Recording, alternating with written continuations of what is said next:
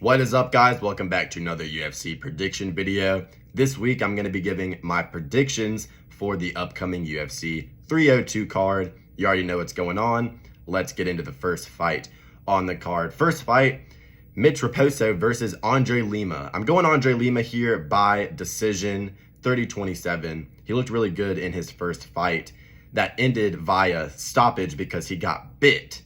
And the dude's an absolute Chad. He took it on the chin. He got a tattoo of it to just remember that crazy occurrence. And with all that being said, his striking is really good. He looked clean and crispy on the feet, really quick, of course, for a flyweight. That's always going to be the case. But Mitch Raposo making his debut in the UFC here. I think that Andre Lima is going to be able to get this done by decision. Just looking over some tape from Mitch Raposo, doesn't look too impressive. So I'm going to go with the safe pick here in Andre Lima. I think he's about a -200 favorite. Seems pretty accurate to me. But first fight on the card, Andre Lima by decision, unanimous, 30-27. Our next fight on the card, we got Jocelyn Edwards versus the spicy Latina mommy, Aline Perez. And I'm going to take Aline Perez to win in this fight via GAT. No, I'm just kidding. Via unanimous decision. I think she's just way more athletic, has more muscle tone on her body. And, these Latinas, they look like they wouldn't be super athletic and strong, but most of the time they are. When they actually get in the cage, they know how to, maintain top position very well. So I'm going to go Aline Perez here via decision. She's got an OnlyFans, and I feel like all these OnlyFans bitches, they just seem to win. And, normally with a WMMA fight, you want to go for the one that's less attractive. But, in this fight, I am going to be taking Perez. Give me the Latina mommy by decision. Third fight on the card, we got Mickey Galle versus Bassil Hafez. I'm going to be taking Bassil Hafez to win this fight via TKO, ground and pound. He has really good wrestling. He showed a really good version of himself on short notice versus JDM. He trains out there with Justin Gaethje and Kamaru Usman and everything, so he has high-level training partners around him. Mickey Galle, 7-5, nothing to write home about. Pretty mediocre fighter. I think this is a good setup fight for Bassil Hafez to improve and get his win streak going in the UFC. Pretty talented fighter overall. I don't think he's going to be, in the rankings or anything like that anytime soon, but I think he gets the job done here.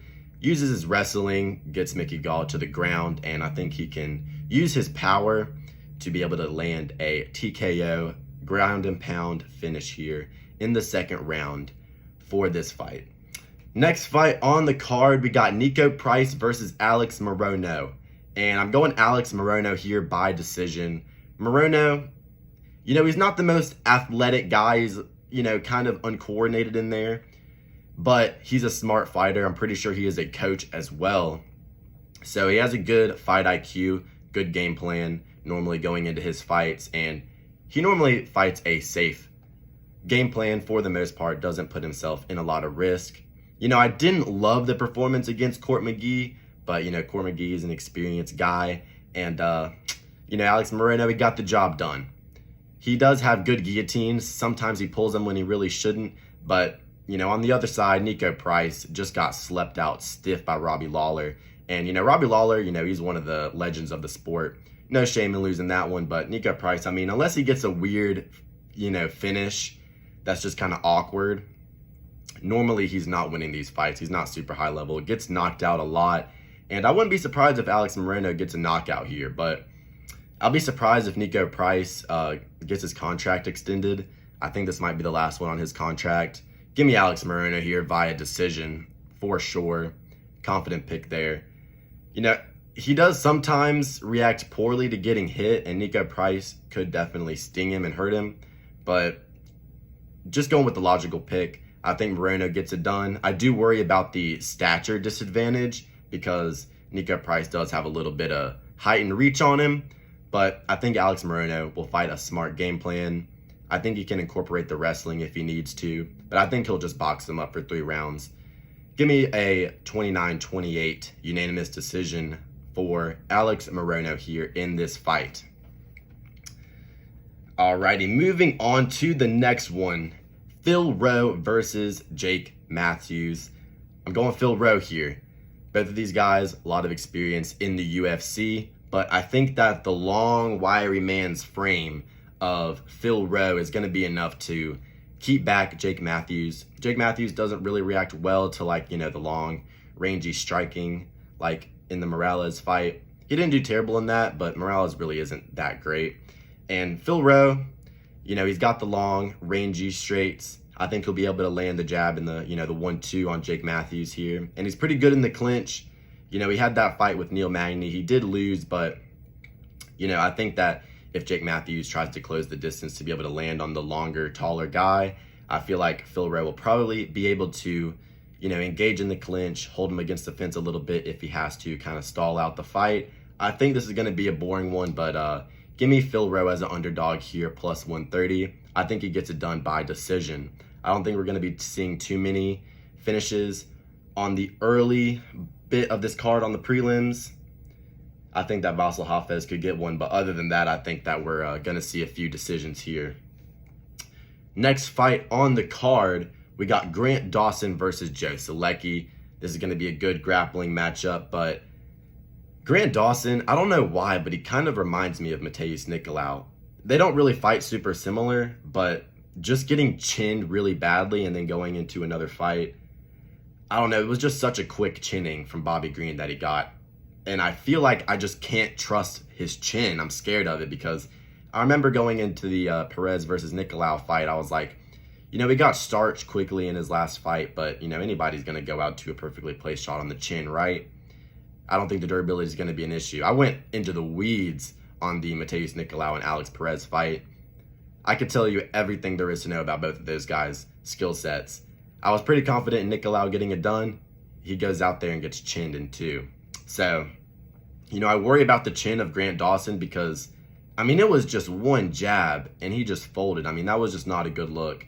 But skill for skill, Grant Dawson is a very good grappler, really good at taking the back, intelligent fighter. He's really cerebral in there. You know, you can see him thinking through the positions, doesn't make a lot of silly mistakes. And Joe Solecki, I mean, he's good. He's a good grappler in his own right.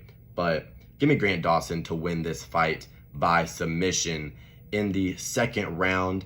I think Grant Dawson can get himself a nice submission here, bounce back from that terrible Bobby Green incident that occurred last year.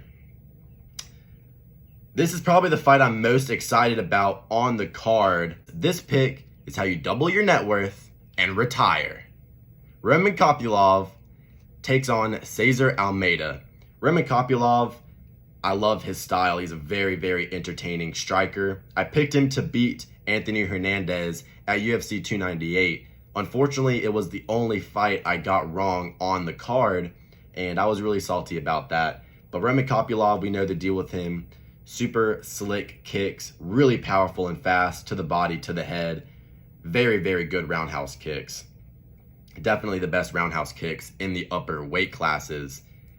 He folded Claudio Ribeiro with the head kick, and I mean, he just tears up people's liver with that left kick. And his hands are very good as well. He's really quick with the combinations. But the only thing I worry about with Kopylov is his cardio seems to be a little bit suspect. I mean, even though Anthony Hernandez puts a pace on people like a motherfucker, and pretty much everybody melts, even in some of his earlier fights against the Italian, I think it was his debut in the UFC. I forget the dude's name. I think it was like Sicario or something. I'm about to check his name really quickly on Kopylov's record. But in the end of that fight, he really started to slow down. Yeah, Desherico. In the Desherico fight, he really started to slow down. You know, towards the end of that fight, he was kind of looking tired. And the cardio is of concern for Kopylov.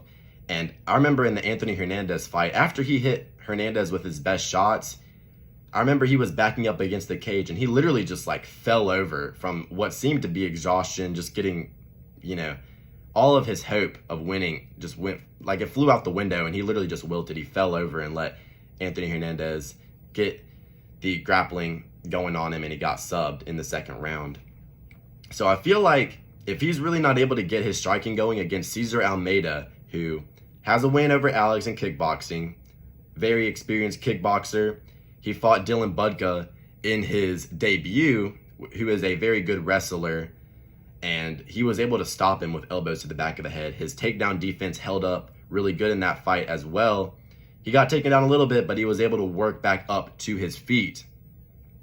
I think that Kopylov, he's training out of Dagestan now, I believe. He might be thinking about wrestling offensive here in this fight because Cesar Almeida, nasty low kicks, very similar to Pereira, the way they flick it, and it just goes right behind the calf, very untelegraphed. Really good boxing. I mean, he puts together insane boxing combinations, rips to the body, uppercuts. The shot selection for Cesar Almeida is on point. Very good striker. And just watching a little bit of training footage, I was looking at Sean Strickland's YouTube channel. Him and Cesar Almeida were sparring, Strickland and Cesar Almeida, and Almeida just looks fast. He looks super sharp in terms of the striking exchanges. And I feel like if this fight takes place on the feet, give me Cesar Almeida to win this fight, either by KO or decision. He's an underdog as well, opened up at, I believe, about plus 125. He's damn near even money now. I like Cesar Almeida in this matchup. I feel like he can outstrike Roman Kopylov, who, is a great striker in his own right, don't get me wrong, but not as experienced with the pure striking. And Cesar Almeida, he's not very far removed from his Glory kickboxing days, which, may I add, he fought twice the champion in the middleweight division in Glory, Donovan Wisse, who is a very incredible striker.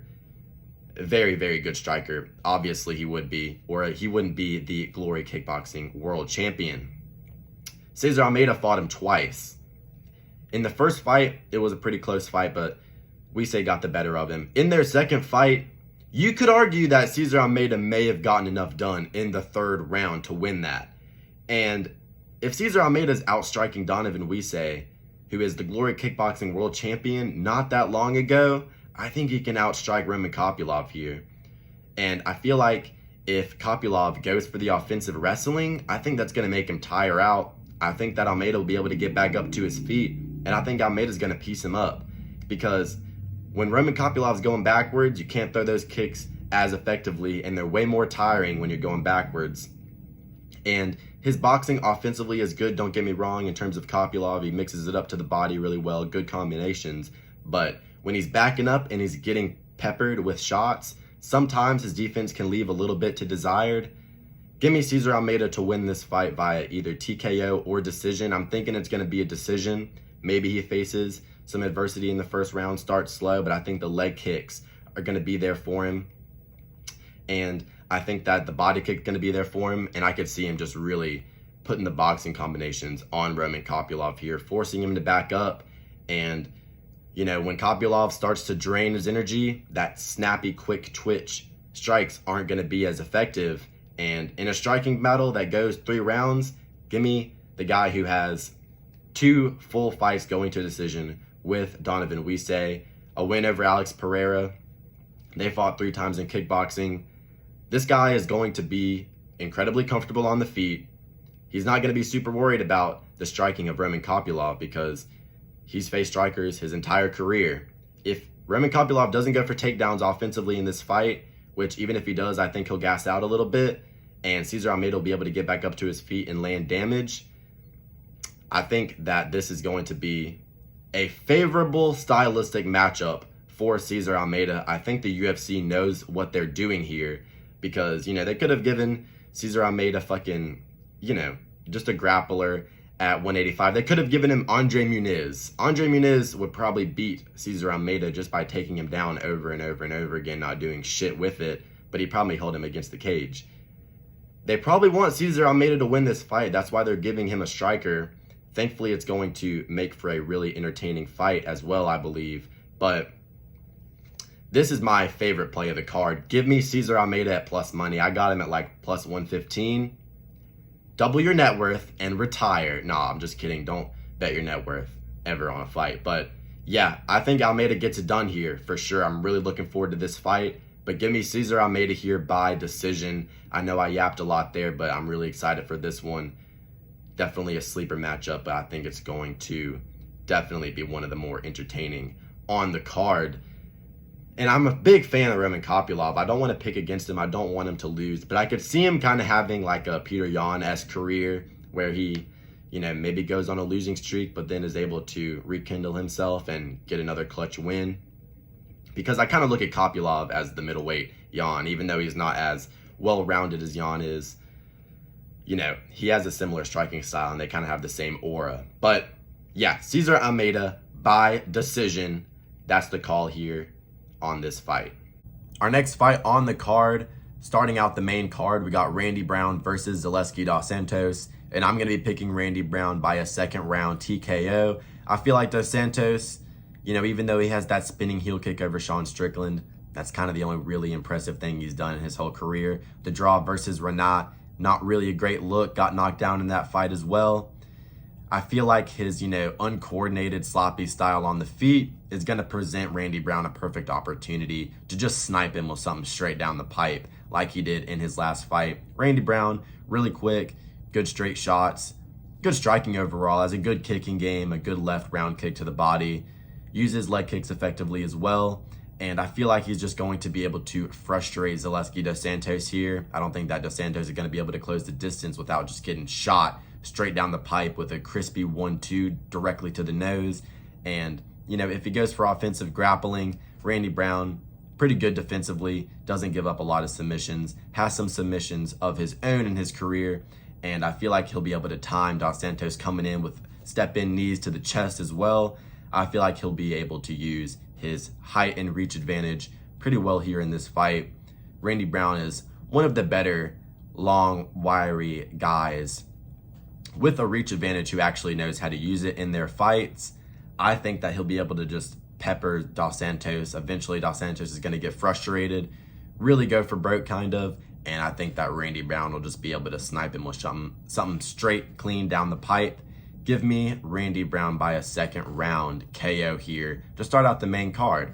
Our next fight on the main card, Jailton Almeida versus Romanov. I'm going with the alligator, Jailton Almeida here. Even though he got hammer-fisted against Curtis Blades, I did pick Curtis Blades by second round KO in that fight as well. The dude is just really slick with the grappling, really good takedowns, really good trips. And I feel like when he's not against someone who, is decent and not an NPC in the heavyweight division like Curtis Blades, he can get finished.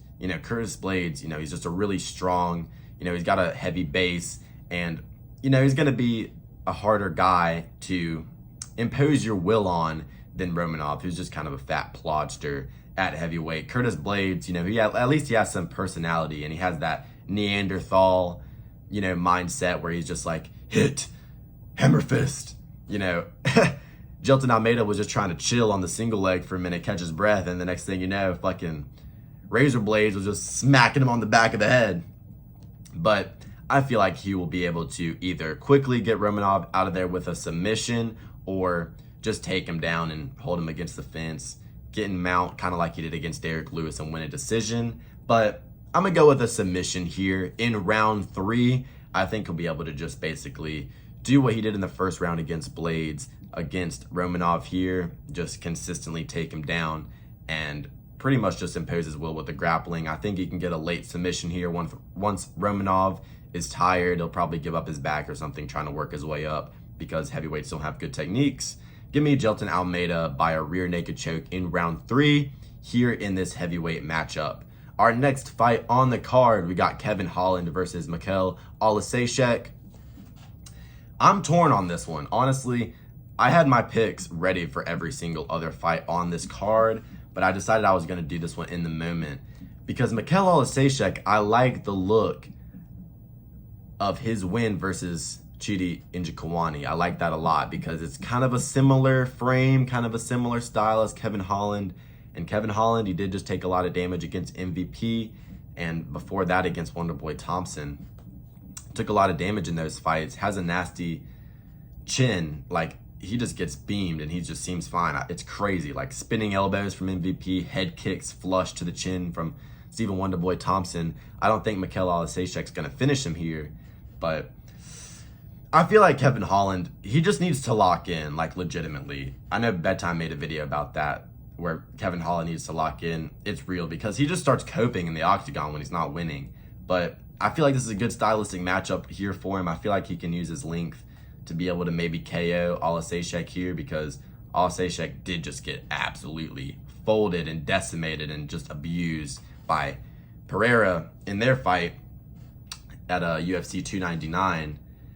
Alek, pretty big underdog here, plus 200. Kevin Holland minus 250. I don't know if those odds are correct. I'd probably stay away from this one from a betting perspective. But I'm going to go with Kevin Holland. I think he can lock in and get it done. Maybe have a similar KO as the Ponzinibbio one, where he just kind of swings a big old left hook and it just happens to land. I could literally see Kevin Holland losing the first round, just getting outboxed, outworked, and then in the second round, just slinging a big one that's just quick and catches Alek off guard. And I feel like he can finish him with ground and pound shots. Alek, though, I mean, he does have good pressure and he's able to, back up these longer guys like Njokuani. But I'm a trust in Kevin Holland here to get this one done. Hopefully he doesn't lose another one here, because, he's a good personality to have in the sport. But yeah, I'm going to take Kevin Holland here by round 2 KO. Move on to the co-main event of the evening. We got Sean Strickland, former middleweight champion of the world, taking on Paulo Acosta, Secret Juice. Guys, I'm going Paulo Acosta to get it done. I feel like he might be able to TKO Sean Strickland here. A big part of this prediction is if Mark Goddard is the referee. If Mark Goddard's in there, give me Paulo Acosta by KO. I've been rewatching Sean Strickland's fights. He has 3 strikes in his arsenal. He's got a 1-2 and a teep. That's literally it. Now, don't get me wrong. He's got a great jab, piston-like jab, really accurate, knows how to use it.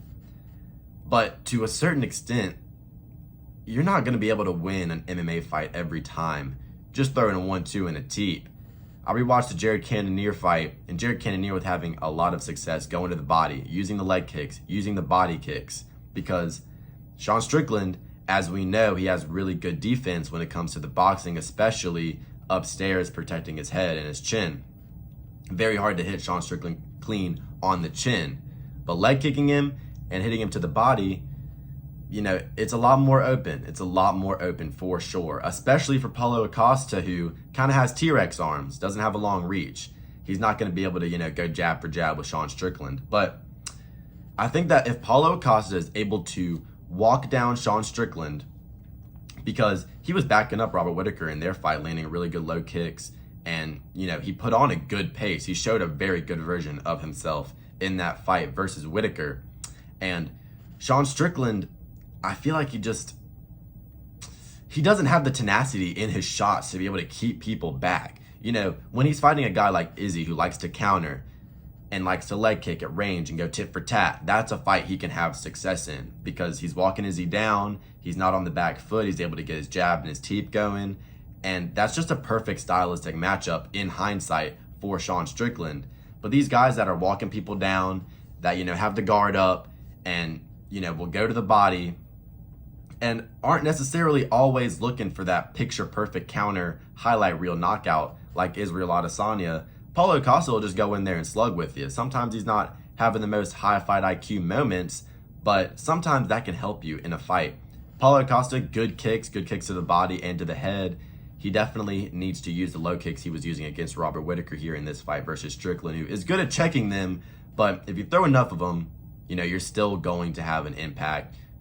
Even if some of them are checked, they're still landing on the meat of the leg. Still doesn't feel great.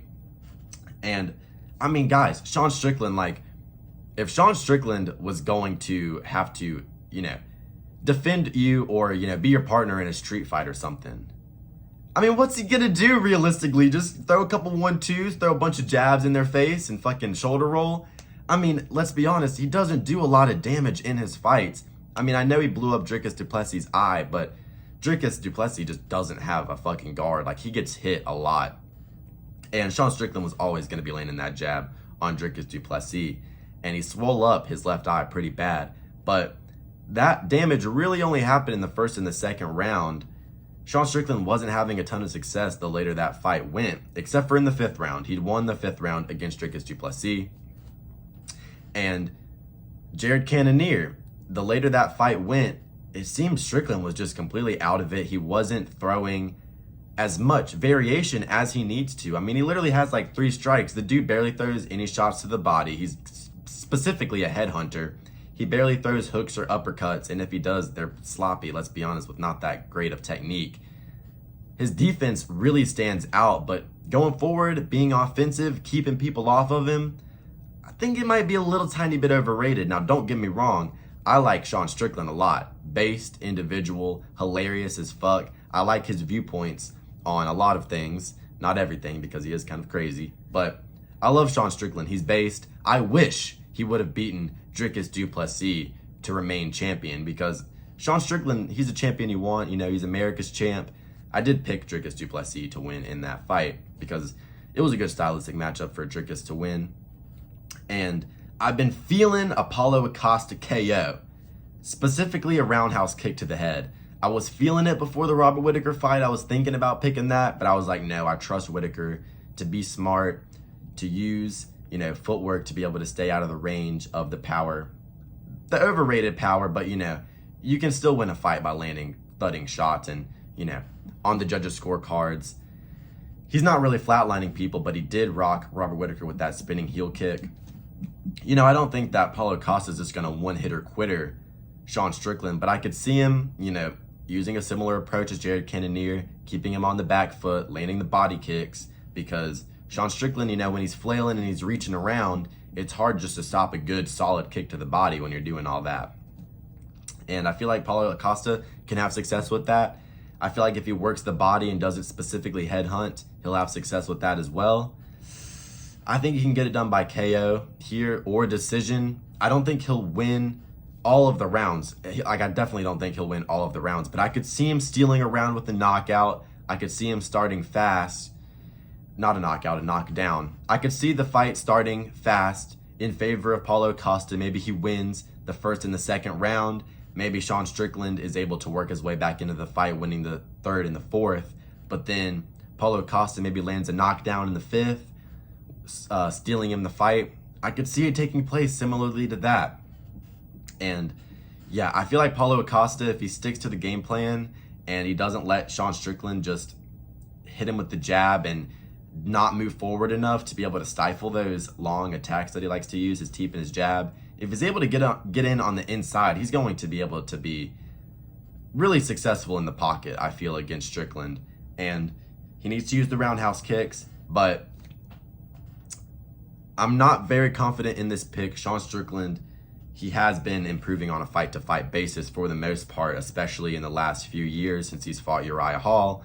But I don't like the fact that he doesn't have good shot selection. I don't like the fact that all he really has is a 1-2 and a teep, and he's not very good going backwards. Paulo Costa looked menacing going forward against Robert Whittaker, and I think he can get it done here. A decision is not out of the realm of possibility. Like I said, I think he can steal a round with a knockdown or something along those lines. But if Mark Goddard is in the cage, give me Paulo Costa by a early stoppage TKO. I think you can catch him, you know, maybe with a high kick, a hook. Strickland goes to a knee, and maybe he just kind of crowds him on the fence, and he's unloading. He doesn't, you know, knock Strickland out, but you know how Mark Goddard is. What else needs to be said about that? Mark Goddard waves off the fight. Sean Strickland complains about an early stoppage. Yeah, I could definitely see Sean Strickland going on Instagram the next day. Here's the thing about Mark Goddard, you guys. Tell me you can't kind of see that. Tell me you can't kind of see that. That's kind of how I see this fight going. But Sean Strickland by decision is definitely a possibility. But my pick for this fight is going to be Paulo Costa via KO in the second round. Not KO, TKO, early stoppage TKO via Mark Goddard stoppage. So that's my thoughts on the co-main event.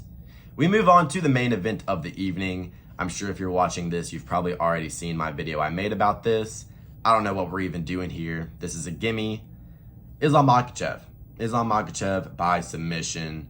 That's the call. Don't get me wrong. I mean, I like the fact that Dustin Poirier has had a camp for Benoit Saint-Denis directly before the camp for Islam Makhachev, because they have a very similar style, both like the left kicks, both utilize the grappling and the submissions. But Islam Makhachev is basically a twice as good way more defensively sound Benoit Saint Denis. And we saw what BSD was doing to Dustin Poirier in the first round.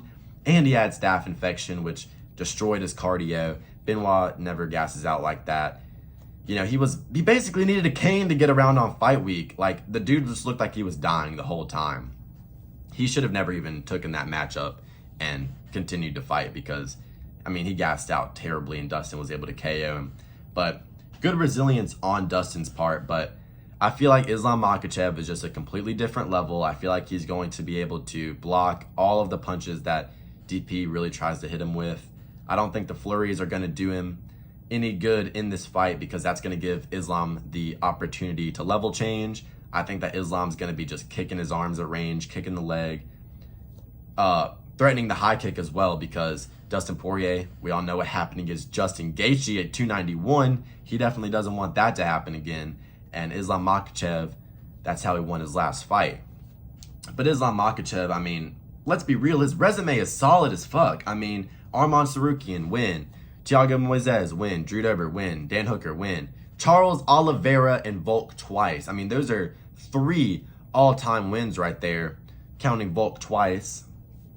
And Dustin Poirier, I mean, he is that old gritty hound dog, but unless he just manages to hit some type of absolute lottery ticket fadeaway right hook, I don't think he wins this fight here.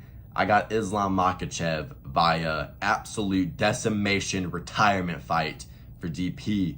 Islam Makhachev is going to destroy him and maintain his status as lightweight champion. If Dustin wins this shit, I'm about to look like a dumbass because of that last video I made. But I'm confident here with Islam Makhachev. I really don't think he's going to entertain the striking that much here in this fight. I feel like he's really just going to impose his will with the grappling and finish him by submission. But I've already given my prediction for this fight. I was just adding a little bit more to it. But give me Islam Makhachev by second round submission. I think he gets it done with relative ease over Dustin Poirier, who, let's just be real, unless he catches him with a fadeaway right hook, he's not winning this fight. So yeah, that's my prediction for UFC 302. I hope you guys enjoyed the video. Like and subscribe. And as always, have a great rest of your day.